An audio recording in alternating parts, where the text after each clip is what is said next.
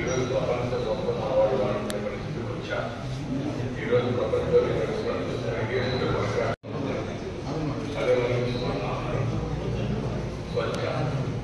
స్వచ్ఛందాలు స్వచ్ఛ భారత వాటిలో మనం కూడా 3వ శనివారం ఈ యొక్క స్వచ్ఛాంధ్రకి సర్కులర్ ఎకానమీకి శ్రీకారం వేస్ట్ ఎనర్జీ ఇస్తున్నాం. దీన్ని లాజికల్గా తెచ్చండి. మనం ఒకసారి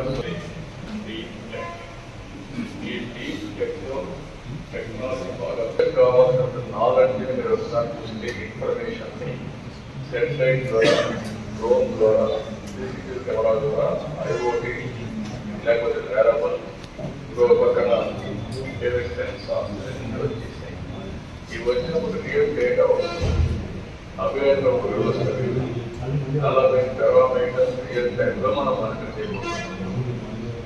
ఆటోమేటిక్గా అవేర్ వస్తే అక్కడి నుంచి ఇన్ఫర్మేషన్ కావాలన్నా ఎయిర్ క్వాలిటీ, ఎయిర్ డైరెక్షన్, అదే మాదిరిగా టెంపరేచర్, లేకపోతే cyclone prediction, under board prediction, flood management, లేకపోతే రిజర్వాయర్ వాటర్ లెవెల్, ఇలాంటివి ఒక 40 దాకా ఈజీగా మనం ఐడెంటిఫై చేసే పరిస్థితికి వస్తున్నాం.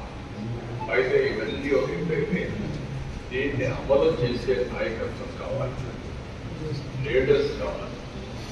అక్కడ